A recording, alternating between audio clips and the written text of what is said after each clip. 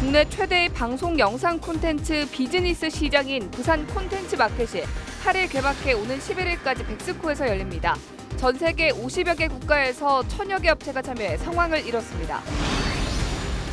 지방분권 부산시민연대가 문재인 정부 출범 2주년을 맞아 부산 지역 전문가들을 대상으로 지방분권 과제에 대한 설문조사를 실시한 결과 전문가들은 자치재정권 확보를 최우선 과제로 꼽았습니다.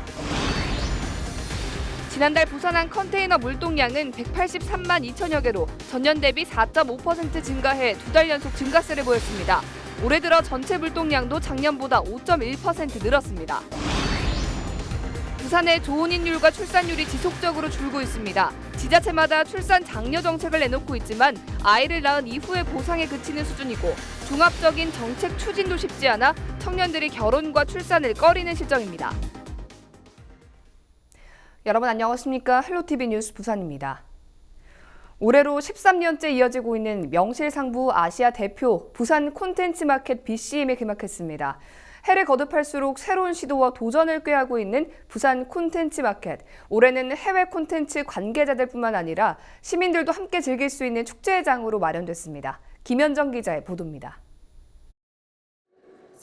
해를 거듭하며 진화하고 있는 부산 콘텐츠 마켓의 막이 올랐습니다. 아시아를 대표하는 콘텐츠 시장으로 자리 잡은 BCM은 역대 최대 50개국, 1000여 개의 업체가 참가했습니다. 올해는 신규 해외 시장의 확장을 위해 러시아와 남미, 동유럽 등의 바이어를 적극 초청해 세계로 뻗어나가는 콘텐츠 마켓의 면모를 드러내고 있습니다. BCM에 무려 13년째 참가하고 있는 홍콩의 미디어 업체는 올해 애니메이션을 대표 콘텐츠로 내세우며 아시아 시장을 공략하고 있습니다. BCM is one of our major markets in Asia. We are here to sell and also buy programs for all over the world. I hope we can get to know more friends and also potential buyers. And we also hope BCM can arrange some B2B meetings for us. BCM은 국내 애니메이션 스타트업에게는 기회의 장이 되기도 합니다. 스튜디오 인요는 올해 처음으로 도입된 지역 강소 제작자 육성 프로그램으로 해외 시장 진출의 교두보인 글로벌 피칭의 기회를 얻었습니다. 해외 글로벌 업체들하고도 같이 교류할 수 있고 지역에 있는 애니메이션 업체들하고 교류를 할 수 있는 장이어서 이 글로벌 피칭을 통해 가지고 저희가 3년 차 이후된 기업으로서 투자라든지 혹은 그런 활력들을 더 불어넣기 위해서 한 단계 기업이 한 단계 성장하는.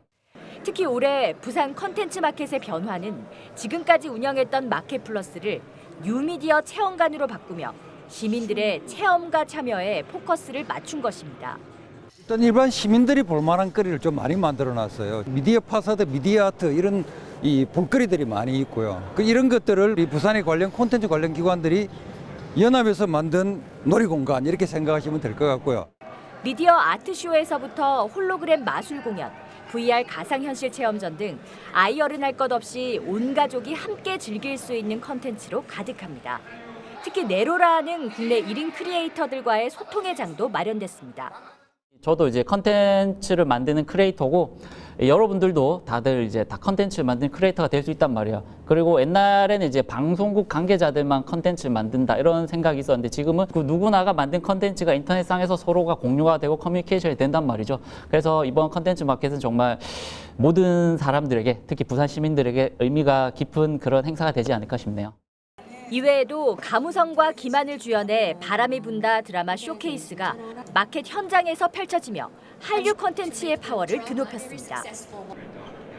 아시아 최대 컨텐츠 마켓이라는 위상을 드높이고 있는 BCM은 올해 시민도 함께 즐길 수 있는 컨셉트를 더해 더욱 성장해가고 있습니다. 마켓 부스는 오는 10일까지, 뉴미디어 체험관은 오는 11일까지 백스코 제1전시장에서 계속됩니다. 헬로티비 뉴스 김현정입니다.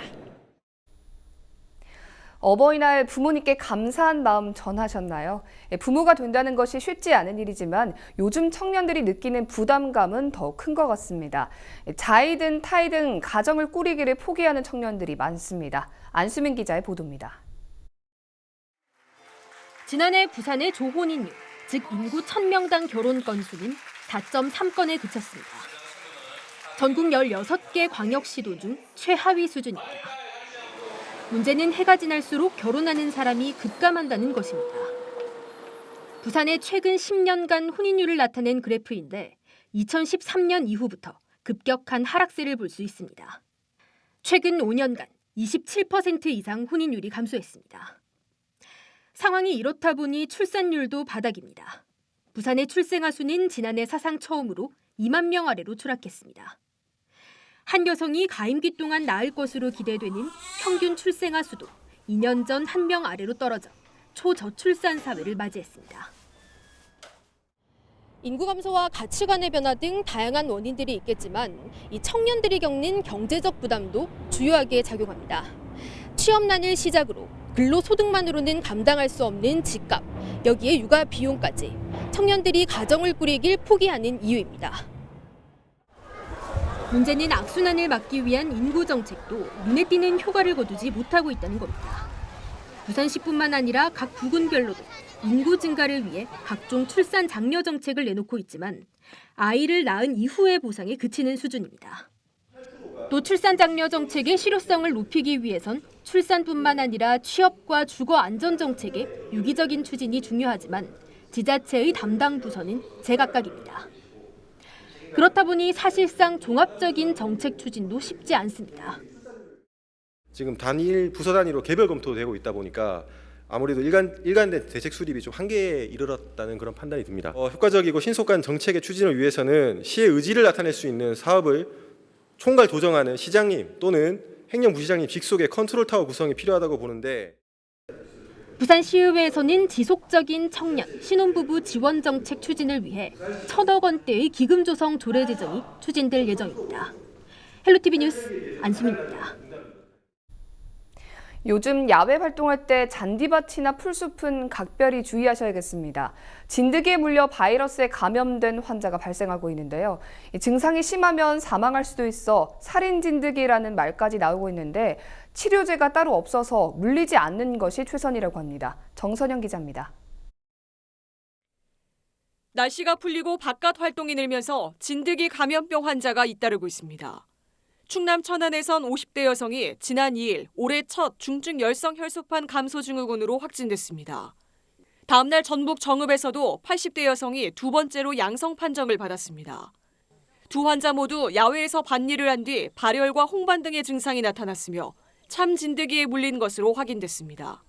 이분이 밭일을 하시고 나서 발열이 좀 있었나 봐요. 그래서 5월 2일 날 이렇게 근육통, 오한이 있어서 119를 통해서 전주에 있는 모 병원으로 갔고 거기에서 혈액검사에서 약간 이상이 있어서 중증 열성 혈소판 감소 증후군은 SFTS 바이러스를 보유한 참 진드기에 물려서 감염되는 병입니다.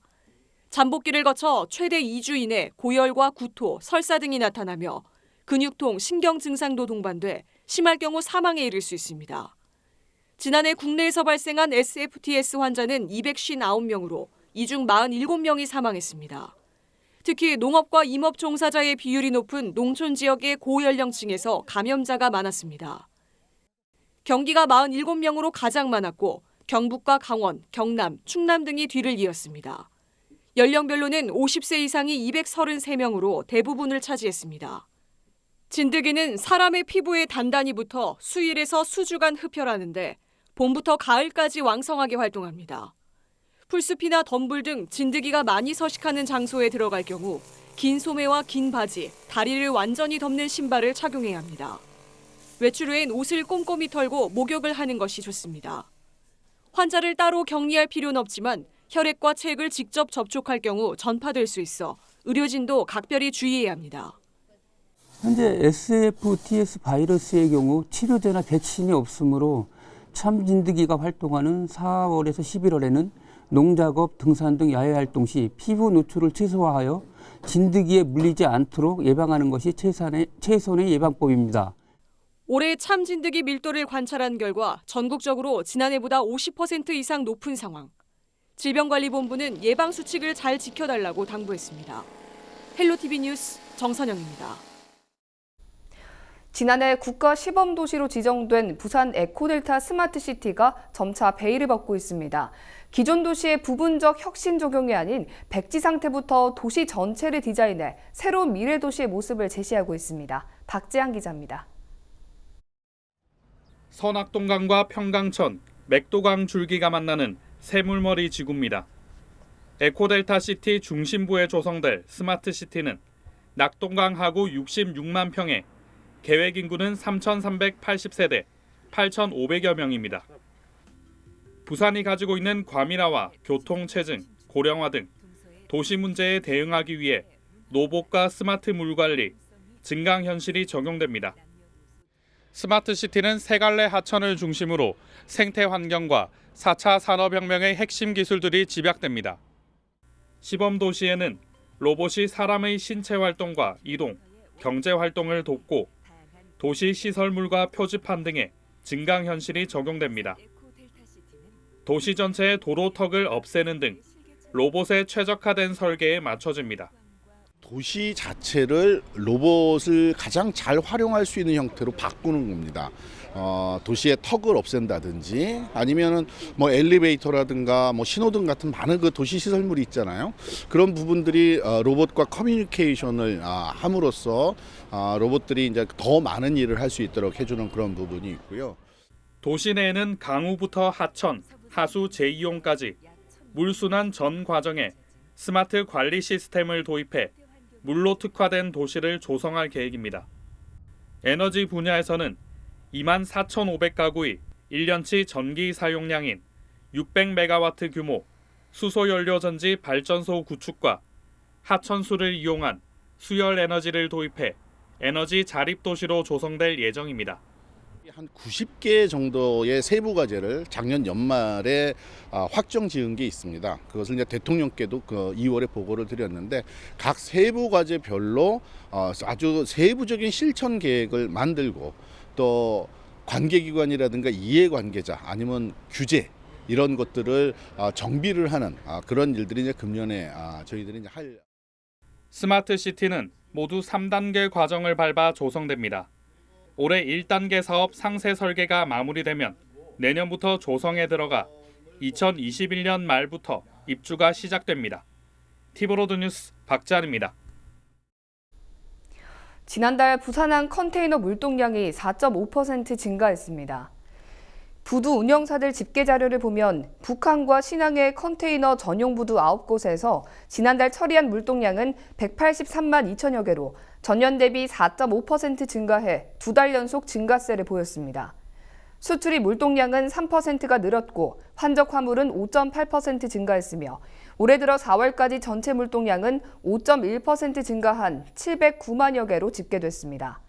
부산항 컨테이너 물동량은 지난해 2,176만 개로 2년 연속 2천만 개를 넘었고 올해 목표는 3.9% 늘어난 2,250만 개입니다. 공기업과 출자 출연기관의 임원 급여의 상한선을 두는 부산시 공공기관 임원 보수 기준에 관한 조례, 일명 살찐 고양이 조례에 대해 오거돈 부산시장이 공포를 거부함에 따라 박인영 부산시의회 의장이 이를 공포했습니다. 박인영 의장은 8일 오전 9시를 기해 조례를 공포하고 시에 이를 통지했다고 밝혔습니다. 이에 따라 이 조례는 이날부터 효력이 발생했습니다. 부산시는 당초 지방공기업법과 출자 출연기관 운영에 관한 법률을 위반할 소지가 있다는 법제처와 행정안전부 답변을 근거로 시장이 조례를 공포하지 않는다는 입장이었습니다. 제2요구 절차에 따라 시로 이송된 조례안을 시장이 닷새 이내에 공포하지 않으면 의장이 공포 후 통지하게 돼 있습니다.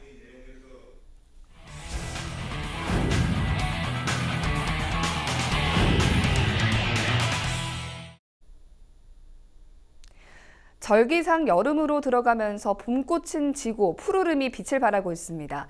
짧게만 느껴지는 봄의 향취를 김한식 기자가 스마트폰 출동으로 담았습니다. 꽃의 문으로 들어서자 아름다운 꽃의 향연이 펼쳐집니다.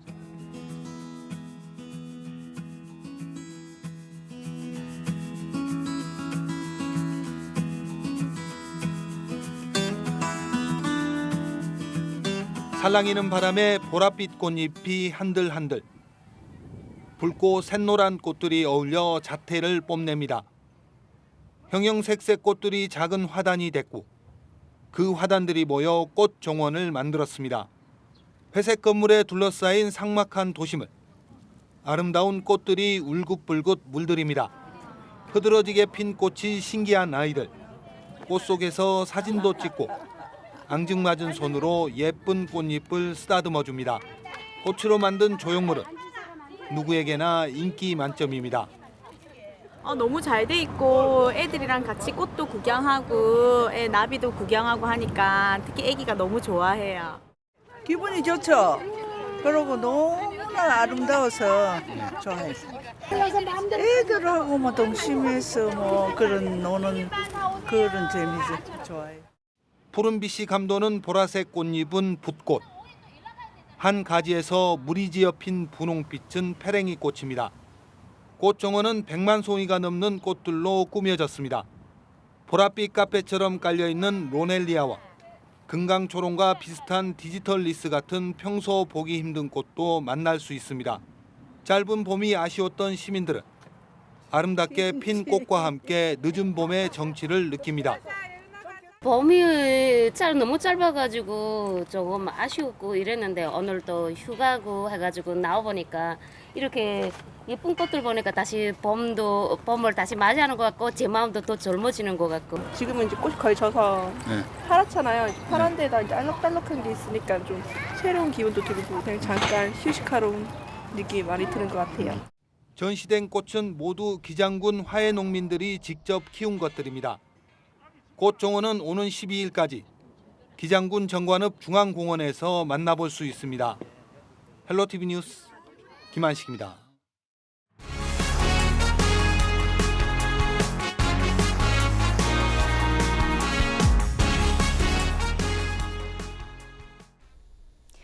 지방분권 부산시민연대가 문재인 정부 출범 2주년을 맞아 부산 지역 전문가들을 대상으로 지방분권 과제에 대한 설문조사를 실시한 결과 전문가들은 자치재정권 확보를 최우선 과제로 꼽았습니다. 지방분권연대는 부경대 지방분권 발전연구소와 함께 연구기관, 시민단체 등 각계 전문가 100명을 대상으로 설문조사를 했는데 응답자의 48%가 자치재정권을, 39%는 주민입법권 강화, 9%는 주민 참정권 강화를 지방분권 제1의 과제로 선정했습니다. 2순위 과제를 묻는 질문에도 자치재정권 강화가 39.1%로 가장 높았다고 시민연대는 밝혔습니다. 또 정부의 지방분권 정책에 대해서는 긍정적인 평가가 34%, 보통이 36%, 부정적인 평가가 27%로 나타났습니다. 부산 지역 버스 노조가 오는 15일 파업을 결정했습니다.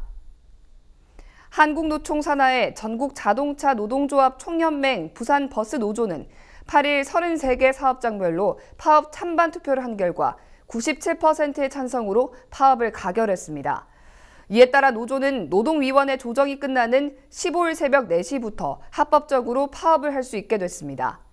실제 파업이 이루어지면 부산 지역 144개 시내버스 노선에서 버스 2,511대가 멈춰서게 됩니다. 부산 전체 버스업체 33곳 중 300인 이상 업체는 3곳뿐이지만 이번 파업 찬반 투표 결과는 33개 회사 모두에 해당한다고 부산시는 설명했습니다.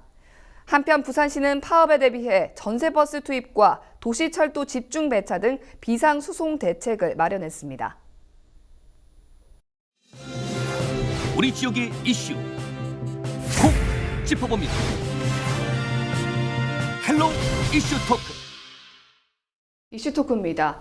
지난해 부산시의회가 부마민주항쟁 국가기념일 촉구 결의안을 채택한 데 이어 지난 1일이죠. 여야 국회의원 46명이 부마민주항쟁 국가기념일 지정 촉구 결의안을 발의했습니다. 올해 40주년을 맞이한 부마민주항쟁의 국가기념일 지정을 위한 목소리가 높아지는 가운데 부마민주항쟁의 역사적 의미를 되새기기 위해 향후 어떤 움직임들이 필요한지 살펴보도록 하겠습니다. 부마민주항쟁 기념재단의 정영배 사무처장과 함께합니다. 안녕하십니까? 예, 반갑습니다. 예, 반갑습니다. 이 부마민주항쟁 어떤 운동인지 대부분 알고 계시겠지만 역사적으로 어떤 의미를 가지고 있는지 한 번 더 좀 설명을 부탁드립니다. 예. 부마민주항쟁은 박정희 정부의 유신체제에 대한 반기를 듣는 운동이라고 볼 수 있습니다. 본래 박정희 정권은 중공업 위주의 정책을 추진하다가 반노동 정책으로 일관하고 그다음에 반민중적인 정책들을 일관히 하다가 전국적인 그러니까 반체제 운동을 야기시켰는데요. 그것들이 폭발한 것이 이제 79년 8월에 YH의 여공 사건이나 그다음에 신민당 총재인 김영삼 총재의 어떤 구금 사건 네. 이런 것들이 결정적인 계기가 돼서 부산에서 먼저 10월 16일 봉화민주항쟁이 발발하게 됩니다. 부산대 학생들이 중심이 돼서 한 100여 명이 처음 시작을 해서 운동이 시작되는데요. 이것이 이제 시내로 진출하면서 남포동 거리까지 진출하게 되면서 시민 또 노동자 계급 이런 여러 계층들 또 고등학생들까지 결합하면서 물길이 확산됩니다. 이렇게 되니까 그 박정희 정권에서는 이것들을 시급히 막아야 되겠다는 생각에서 18일 날 영시를 기해서 계엄령을 선포하게 됩니다. 네. 그렇게 되고 이 운동이 마산으로 번지게 되는데 18일 날 마산에서 경남대생 한 3,000여 명이 모여서 시위를 시작하게 되는데 여기에서도 이제 그날 저녁 때 노동자 계급들, 특히 마산 수출 자유 지역에 있던 노동자 계급들이 결합하게 되면서 시위가 크게 불길처럼 일어나게 됩니다. 그래서 이 사건이 부산과 마산에서 중심을 일하게 되는데 20일 날 마산 지역에 이수령을 내리게 되면서 부산의 계엄령, 그다음에 마산의 이수령 이렇게 되면서 시위는 급격하게 약화되면서 이제 이 시위가 잡히게 됩니다. 그렇지만은 이 시위 이후에 10월 26일 박정희 정권이 끝장나게 되는 박정희 대통령의 시해 사건이 일어나게 되면서 네. 마무리가 되게 됩니다. 예, 그리고 이제 이 사건은 물론 전체적인 민주화 운동에서 4.19 그다음에 5.18 60까지 이어지는 전체 민주화 운동에서 도도한 흐름의 중요한 분기점이 되는 민주화 운동이라고 볼 수 있습니다. 예, 우리나라 4대 항쟁이라고 하죠. 예, 부마 민주항쟁, 그리고 4.19 혁명, 5.18 광주 민주화 운동, 그리고 6월 민주항쟁까지 4가지 4대 항쟁이라고 부르는데 이 중에서 유일하게 부마 민주항쟁만 국가기념일로 지정이 되지 못했습니다. 다른 민주화운동들은 국가기념일로 지정이 됐는데 왜 부마 민주항쟁은 국가기념일로 지정이 되지 못한 건가요? 부마민주항쟁은 그 특성상 그러니까 신군부가 부마민주항 아까 말씀드렸을 부마민주항쟁이 11.6으로 인해서 일단 그 잠정적으로는 끝난 것으로 됩니다. 그러니까 다른 항쟁들은 4.19나 그다음에 5.18 그다음에 60, 5.18은 좀 다른 문제이긴 하지만 60 민주항쟁 같은 경우는 전부 다 정권을 끌어내렸다는 네. 특징들을 가지고 있어요.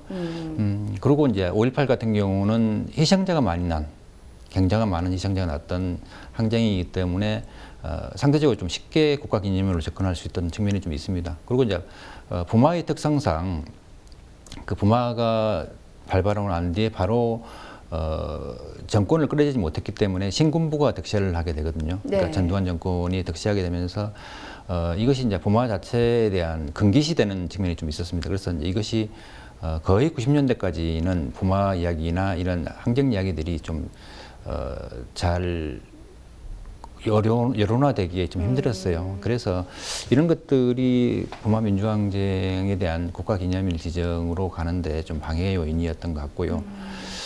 그 다음에 뭐 이런 것들이 그 어찌 보면은 그러니까 또 부마는 희생자가 하나도 없어요. 그러니까 돌아가신 분이 사망자가 지금 현재 뭐 조금 유치진 씨라는 분에 있긴 있는데 그분이 네. 이제 인정되지는 못했어요. 그 항쟁 당시에 사망한 거. 그리고 또 이분은 직접적인 그 항쟁 주도자나 이런 분들이 아니고 그 지나가다가 돌아가신 걸로 지금 보고 있기 때문에 네.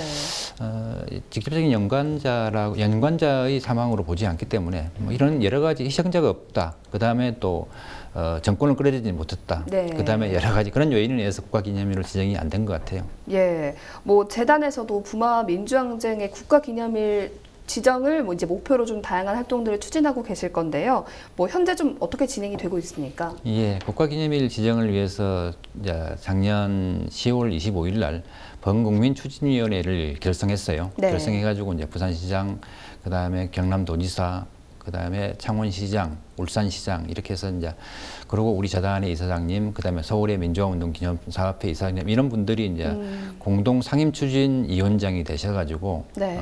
추진을 하고 있습니다. 하고 있는데 이제 그 활동 중에 부산과 경남도 창원시 의회의 어떤 촉구 결의안, 그다음에 12월 달에는 국회에서 뭐 전재수 의원, 민홍철 의원 이런 분들, 김세현 의원 이런 분들이 주최를 해가지고 국회 토론회를 개최해가지고 네. 그때도 이제 뭐 각 당 대표들이 다 오셔서 국가기념일 지정을 추진하겠다 네. 이런 그 확답을 하고 가셨고 그 이후에 뭐 지금 많은 부분에서 시민들이 동참을 하셔서 한 60만 명 정도의 그 서명을 받았고요. 네. 이것들을 받아서 이제 국회에서 5월 1일 날 아까 말씀하셨는데 전재수 의원께서 대표 발의를 하셨어요. 네. 발의 내용은 국가기념일 지정을 위한 국회 차원의 촉구 결의안 뭐 이런 내용입니다. 이런 내용으로 발의를 하셨고 또 그 부마민주항쟁 보상법을 개정해서라도 국가기념일을 거기에 명시해서 국가기념일을 지정하도록 하겠다는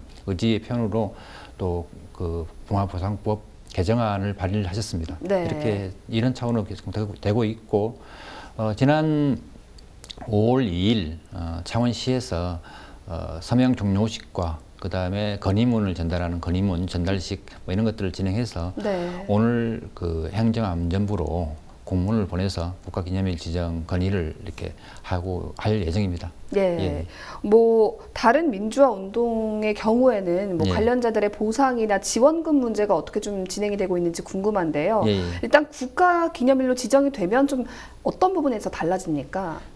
국가기념일로 지정되면은 특별히 달라지는 건 없습니다. 국가기념일이라는 것은 상징적 의미에서 네. 되는 것이기 때문에 물론 국가기념일이 어떤 특별한 법적 절차가 있는 건 아니거든요. 단순히 이제 국무회의 의결로 이렇게 되는 거고 그것이 이제 법적 구속력을 가지는 것은 아닙니다. 네. 아닌 건데 근데 이제 지금까지 저희들이 볼 때 다른 항쟁, 다른 민주화 운동과 다른 의미에서 그러니까 이 생활지원금이나 그다음에 보상금 이런 것들이 사실은 좀 현저히 약합니다. 네. 그러니까 그건 또 그런 이야기를 해요. 그러니까 이 저희들이 그러니까 부마민주화운동 보상법은 일반법입니다. 네. 일반법이고 그다음에 뭐 4.3 특별법이나 그다음 5.18 특별법, 그다음에 또 뭐 여기서 나오는 노군니 그러니까 저쪽 5.18 그 6.25 때 희생된 민간에 희생된 노군니라는 이제 저쪽 영동 지역에 있는 노군니 마을에서 대규모 학살이 있었는데 예. 거기에 대한 특별법 다 보면은 특별법과 일반법의 차이는 특별법은 특별한 법적 지위를 가진다는 것이고 일반법은 법적 지위가 일반적인 지위를 가진다는 건 차이가 있어서 네. 특별법은 특별한 내용으로 일반법에 규정된 내용들과 다르게 이런 것들을 규정할 수 있는데 이거 우리 같은 법은 일반법은 그냥 그 민주화운동 보상법의 그 일반적인 법의 그 절차에 따라서 진행되기 때문에 생활 보상금 이런 것들이 굉장히 약합니다. 그러니까 사실은 이제 구체적으로 이야기하면은 보상을 받는 것이 30일 이상 구금자, 네. 그 다음에 1개월 이상 해직자, 1년 이상 해직자에 한해서 생활지원금을 줄 수가 있도록 되어 있습니다. 예. 그러니까 그것이 이제 민주운동법에 보상법에 규정된 내용에 따라서 그렇게 하고 있는데 실제로 아까 말씀드렸던 특별법들 이거는 하루만 구속되어도 1개월만 뭐 요즘 뭐 그런 이야기 1개월은 너무 약하고 요즘 보통 수습 기간이 3개월인데 3개월 정도의 그 직장을 잃으면은 보상을 해줘야 되는 거 아닌가라는 것이 일반적인 것이고 예. 특히나 다른 법들 아까 말씀드렸던 특별법에서는 생활보상금이 하루만 구속돼도 다 나오게 돼 있습니다. 네. 그런 내용으로 그 저희들은 주장을 하고 있는데 이것들이 잘 인정되지 않고 있어서 그래서 이제 부마항쟁 보상법을 개정하려고 노력을 하고 있고 실제로 개정을 작년에 했습니다. 네. 했는데 뭐 그 내용은 또 뒤에 다시 말씀을 드리도록 하죠. 네. 뭐 이 부마 민주항쟁의 진상 규명과 관련해서 뭐 지원금 지급 대상을 좀 확대하는 그런 내용 등을 담은 개정안이 지난해 통과가 됐었습니다. 예. 보상과 관련된 부분이나 또 뭐 진상 조사와 관련해서 구체적으로 어떤 점들이 좀 달라졌나요? 사실은 이제 그 달라진 거는 아까 말씀드렸던 그 생활보상금에 대한 내용들은 사실은 이게 개정이 안 됐습니다. 네. 그대로 그러니까 30일 그다음에 1년 직장을 해직됐을 때만 지원되는 걸로 그대로 가고 있고요. 그것은 이제 그 보상법의 개정의 주요 내용은 지금까지 이제 저희들이 그 피해자들에 대한 신고를 받고 있는데요. 네. 신고를 받는 것이 지금까지는 이제 무작위로 받았을 때 그냥 그러니까 동참을 독려하거나 이렇게 할 수가 없었어요. 그래서 이제 그것은 법에 개인정보법에 문제가 있기 때문에 주민번호나 이런 것들을 조회해서 당시 참여했을 만한 사람들을 조회해서 이분들에 대한 그 개인 정보를 통해서 이분들이 또 이제 모르고 있는 사실들을 인지해서 좀 할 수 있도록 독려를 할 수 있거든요. 그런 네. 주민번호나 전화번호를 알 수 있다면은 뭐 그런 내용들 개인정보법을 반영한 그런 것들이 이제 그 개인정보법 외를 인정해서 주민번호나 그다음에 전화번호를 수집할 수 있는 그런 것들을 그 방향을 열어놨고, 네. 그다음에 또 하나는 그 부마민주항쟁 진상조사위원회가 있거든요. 예. 이원회가 본래는 작년 말에 시효가 만료됐는데 이거를 지금 이제 워낙 진상조사위원회가 파행으로 운영이 됐었거든요. 이전에는. 그러니까 진상조사위원회가 박근혜 정권 때 만들어지면서 대부분의 위원들이 다 뉴라이트 계열. 네. 소위 말하면은 그 박근혜 정부에 부역하는 그 사람 학자들 내지는 뭐 연구자들이 참여하게 되면서 아예 진상 조사를 할 의사가 없었어요. 이분들이. 그래서 이제 보고서를 작년 2월 달에 1차 보고를 하고 이제 4월 달 경에 보고서를 완료하려고 했는데 이제 관련 단체들이 워낙 반발을 하고 문제 제기를 하면서 이제 이것이 보류가 되고 새롭게 이제 위원회가 꾸려지게 됩니다. 네. 되는데 그래서 이제 보완해서 그 보고서를 다시 작성하려고 해도 내용이 워낙 부실해가지고 이걸 그 보고서라고 낼 수가 없는 상황이었어요. 그래서 이제 국회 차원에 이거는 무조건 연장을 해서 진상규명위원회가 좀 활동할 수 있도록 해달라. 네. 적어도 2년은 되어야 이 제대로 된 보고서를 쓸 수 있다. 그리고 관련 부처들의 자료를 요구할 수 있고, 사실은 뭐 검찰이나 보안사나 이런 데에 대한 자료들이 좀 사실 필요하거든요. 네. 그런 자료들을 요구할 수 있다. 그래서 2년 요구를 했는데 그것도 이제 반통락에 1년만 연장이 결정이 났어요. 그래서 보고서 쓰기에는 올 연말까지 이제 보고서를 쓰게 되는데 조사해서 보고서를 쓰고 내년 이제 초에 이제 보고서를 발간하게 됩니다. 되는데 그 내용이 이제 1년 연장하는 내용이 들어가 있는데 사실은 네. 이건 턱도 없이 못합니다. 그래서 우리 요구는 한 1년 이상, 네. 2년 정도는 최소한 보장해야 이 제대로 된 보고서가 나온다. 실제로 다른 지역 4.3 특별법에 의한 4.3 재단의 4.3 진상 보고서 같은 경우는 한 4년 정도 걸렸어요. 물론 워낙 규모 자체가 예. 뭐 몇만 명, 3만 명 이렇게 되니까 예. 규모 자체가 크긴 하지만은 그래도 그 진상 보고서는 굉장히 잘 나와야 향후에 진상규명이나 그다음에 그 관련자들에 대한 예우가 제대로 될 것이라고 저희들은 보고 있기 때문에 그렇습니다. 네. 잘 알겠습니다. 지난달 부마항쟁 관련자 보상과 관련해서 사건이 좀 있었죠. 이 헌법재판소가 부마항쟁 보상법 위헌 청구에 대해서 합헌이라는 판결을 선고를 했습니다. 예. 당시 7대2의 의견으로 기각이 됐었는데 예. 뭐 기각 근거와 반대 의견의 근거가 좀 궁금합니다. 예.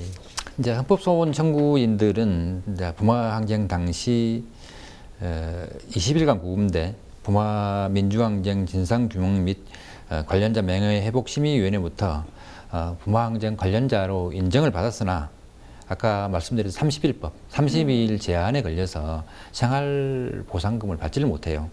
그래서 이제 생활지원금을 받도록 이거를 기본권 침해라고 헌법소원을 냈는데 네.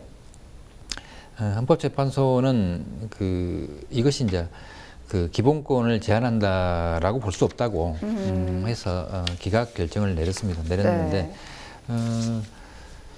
그러니까 부마보상법 21조에 따르면은 뭐 생명을 잃거나 신체 손상을 입을 경우에만 보상을 지급한다. 예. 사실은 이제 부마의 특성상 아까도 말씀드렸지만 그러니까 상해를 입거나 하는 분들이 많지가 않습니다. 예. 그리고 워낙 짧기 때문에 5일간 16일부터 20일까지 일어났던 그 짧은 기간에 일어났던 것이기 때문에 사망자도 없고요. 예. 거의 없는 상황에서 이렇게 될 가능성은 거의 없어서 뭐 일부 몇 사람은 지급받은 경우가 있어요. 그러니까 30일 이상 구금됐거나 그다음에 이제 상해를 입은 분들도 있기 때문에 이런 분들은 부상을 받긴 했지만은 그렇지 못한 분들은 그러니까 지금 그 관련자로 인정받을 수 있는 분들이 한 2,000여 명쯤 된다고 보고 있어요. 예. 저희들은 파악하고 있는데 1%도 안 됩니다. 그분들 인정받을 수 있는 분들이. 일단 아까도 말씀하셨지만 진상을 규명하는 일이 굉장히 중요합니다. 근데 지금 보상과 관련된 제안에 있어서 뭐 관련자들의 신청도 좀 저조해서 어려움이 있다고 하는데 그 부분에 대해서 추진 상황은 좀 어떻습니까? 이 이제 좀 그 아까 말씀했듯이 그러니까 30일 조항과 1년 해직 뭐 이런 조항에 의해서 그러니까 딱 걸리니까 해봐야 사실은 한 2,000명 되시는 분들이 해봐야 아무 도움이 안 되고 네. 뭐 이런 상황이 있기 때문에 이것은 이제 신청을 독려하기 위해서 우리 좀 많이 좀 노력을 하고 있습니다. 그러니까 이건 이제 부망쟁 아까 진상규명위원회에서 열심히 활동을 하고는 있고 그다음에 네. 이제 지금까지 1차에서 4차까지 진행을 했어요. 네. 했는데 피해 신고 접수가 260건입니다. 네. 260건이고 이제 올해 들어서 아까 말씀했듯이 그 부망쟁 보상법이 작년에 말에 개정되면서 거기에 이제 그 개인정보를 활용할 수 있는 이런 것들이 되면서 전화를 직접 드리고 있어요. 이분들한테 예. 전화해서 연결되는 분들한테 신청을 좀 하라고 해서 조금 늘은 걸로 알고 있어요. 몇십 명 늘어서 이제 조금 300여 명이 된 걸로 알고 있는데 네.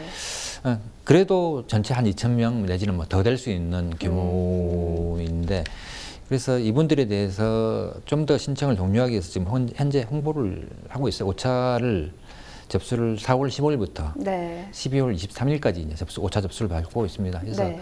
좀 많은 분들이 신청해서 이것이 이제 국가에 의해서 희생당한 분들이 좀 정당한 대우를 받을 수 있는 방식의 그런 것들을 좀 추진 중에 있습니다. 네.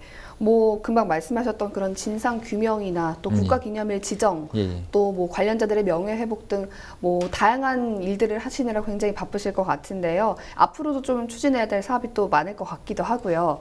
올해가 뭐 40주년을 맞은 만큼 의미가 남다르실 것 같은데 어떤 사업들을 좀 계획하고 계신가요? 예. 일단 40주년 사업은 일단 제가 조금 그 이야기 앞에 조금 빼먹은 이야기 하나 있어서 하나만 말씀드릴게요. 지금 이제 5월 2일 날 부망쟁 관련자 6명이 손배소를 했어요. 네. 손배소를 했는데, 그러니까 손배소 내용이 그러니까 이런 그 긴급 조치나 그 공무상 집행, 그러니까 긴급 조치 때문에 공무원들 내지는 뭐 군인들 이런 분들에 의해서 자기들이 희생당했기 때문에 이에 대해서 보상을 해야 한다고 네. 그 손배소를 했습니다. 예. 법원에 냈는데 부산지방법원에서 패소 결정이 났거든요. 5분이 신청을 했는데 이 내용은 그러니까 첫째, 그러니까 그 쟁점은 간단히 쟁점만 세 가지 말씀드리고 뭐 넘어가도록 할게요. 하나는 이제 아까도 말씀드렸듯이 긴급 조치가 박정희 정권에 의해서 내려진 불법적이라고 저희들은 보고 있는 이 긴급 조치라는 것은 대통령이 자기 나름의 판단, 자기 마음대로 판단해서 이것이 문제가 된다 하면은 긴급 조치를 내려서 네. 국민들을 탄압할 수 있는 수단입니다. 그런데 이거에 대해서는 민사상 불법 행위를 구성한다고 볼 수 없다. 이런 판결을 내렸고요. 그다음에 정당한 법 집행, 긴급 조치에 따른 정당한 법 집행. 이것이 이제 공무원들이 고의 또는 과실에 의해서 불법 행위를 한다고 하더라도 네. 이것이 뭡니까? 과실을 법관의, 그러니까 수사기나 법관의 고의 또는 과실을 인정할 만한 증거가 없다. 그래서 이제 이것도 기각된 거죠. 그다음에 소멸시효. 그러니까 지금 보통은 5년입니다. 불법 행위 일로부터 5년 동안 이를 행사하지 않으면 시효가 소멸한다고 돼 있거든요. 근데 이 그러니까 불법 행위의 일이냐 아니면은 지금들의 어떤 데는 기소한 이후에 5년이냐 아니면 그러니까 무죄 판결을 난 이후에 5년이냐 이런 여러 가지 쟁점들이 아직 남아 있습니다. 네. 이 쟁점이 있는데 그렇지만은 이쪽 법원 판단은 그냥 불법 행위일부터 5년, 그러니까 79년부터 5년이니까 84년쯤 되겠죠. 네. 그 이내에 신청을 해야 된다고 하는데 뭐 그 시기에는 아예 생각도 못하는 상황이었는데 어쨌든 뭐 소멸시효 이 세 가지 쟁점으로 인해서 그러니까 기소를 기각했습니다. 기각을 했는데 이제 이건 뭐 계속 항소를 해서 할 건데 재단에서는 이 부분에서 일단 그 변호인단을 자문 변호인단을 구성해서 변호인단 지원이나 이런 것들을 좀 해서 앞으로 관련자들이 적극적으로 이런 부분에서 좀 챙겨갈 수 있도록 이렇게 좀 진행을 할 예정입니다. 이거 이제 뭐 아까 말씀하셨던 40주년 사업에 대해서 말씀을 드릴게요. 네. 40주년 사업은 지금 현재 슬로건 공모와 그다음에 상징물 공모를 했어요. 해가지고 이제 슬로건은 아쉽게도 뭐 대상이 없었어요. 대상이 없다는 건 뭐 이렇게 입상한 분들은 있는데 이걸 쓸만한 내용들이 사실은 좀 없어서 새롭게 지금 그 기념식을 진행하는 업체와 기획사와 새롭게 좀 논의 중에 있고 상징물은 봉고래로 해서 좀 진행을 하고 있습니다. 봉고래를 어떻게 디자인할 것인지는 좀 추후에 이제 고민할 예정이고요. 그 이후에 이제 지금 들어서 그 행사들은 청소년 행사로 청소년들이 지금 이제 부마와 5.18 해서 이제 강주도 방문하고 부마 행사들에 참여해서 이제 그것들을 유튜브나 아니면 뭐 이런 블로그 같은 데 알려내는 행사들을 진행하고 있습니다. 그건 이제 청소년 역사 탐방대로 해서 지금 올 12일 날 발대식을 해서 5.18 갔다가 다시 이제 봄화 때 행사들을 촬영하고 이렇게 진행을 합니다. 하고 또 하나는 청년 대학생들이 하는 그러니까 8월 말에 진행하는 청년 대학생 원탁대 토론 뭐 이런 행사가 있습니다. 그러니까 부산, 서울, 뭐 강주, 제주, 그다음에 일본 이런 대학생들이 모여서 부마에 관련 내용을 가지고 토론을 하면서 진행하는 행사가 있고요. 그다음에 이제 그 상황 재현, 그러니까 부마 민주항쟁에 대한 상황 재현하는 것들도 그러니까 부산 마산에서 동시에 진행이 되고 있고요. 또 하나는 그 9월 말주에 그 전국에 이제 마당극 하는 단체들이 이런 국가폭력이나 그다음 민주화 운동 관련 소재로 해서 시민공원에서 이제 마당극을 잔치를 진행을 합니다. 하고. 그리고 그다음에 전국에 이제 민족운동 단체들이 합창단을 요즘 많이 해요. 그것이 이제 전태일 열사의 어머님을 기리는 이소선 합창단, 그다음에 부산에 이제 박종철 열사를 기리는 박종철 합창단, 뭐 이런 전국 각지 한 10여 개 그 합창단이 있어요. 합창단들이 모여서 10월 12일 날 저쪽 소양 아트홀에서 합창제를 진행을 할 예정이고요. 그리고 또 특별한 행사는 그 영화제, 부산국제영화제와 같이 결합해서 영화제 이용관 이사장님이 특별히 이제 부마는 부산 지역의 역사고 또 같은 부산 지역의 역사를 이루고 있는 영화제가 공동으로 해야 될 사업이다 해서 부마 민주항쟁 특별 섹션을 구성해서 운영을 할 예정입니다. 그리고 뭐 가장 중요한 거는 16일 날 저희들이 이제 올해 국가기념일을 추진하고 있는데 지정되면은 대통령님을 모시고 기념식을 진행하는 것이 가장 큰 행사입니다. 그 정도. 그렇게 좀 순항이 잘 됐으면 좋겠고요. 마지막으로 간단하게 한 말씀 부탁드립니다. 부마항쟁이 어찌 보면은 좀 잊혀진 항쟁처럼 돼 있습니다. 그래서 좀 부마항쟁에 대해서 시민 여러분들의 좀 관심과 각별한 그 격려를 좀 부탁드리겠습니다. 이상입니다. 부마 민주항쟁이 국가기념일로 지정되는 날까지 저도 응원하도록 하겠습니다. 오늘 말씀 고맙습니다. 고맙습니다.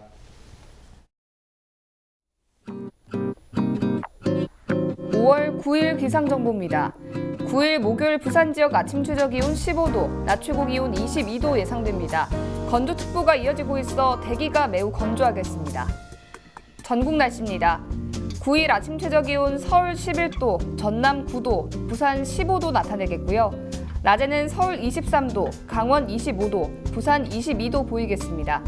전국이 구름 많은 가운데 내륙을 중심으로 낮과 밤의 기온차가 크겠고요. 강원 영동 지역에는 바람이 매우 강하게 불겠습니다.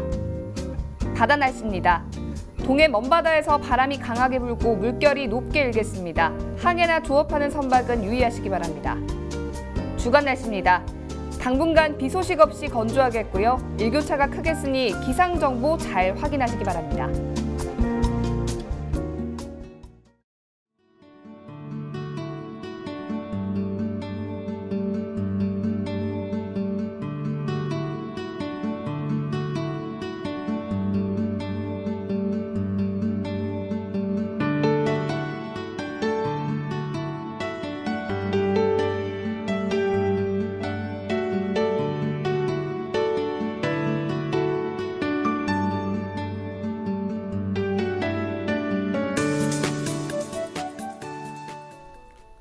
이상으로 뉴스를 마칩니다. 저희는 언제나 지역 주민 여러분 곁에 있겠습니다. 고맙습니다.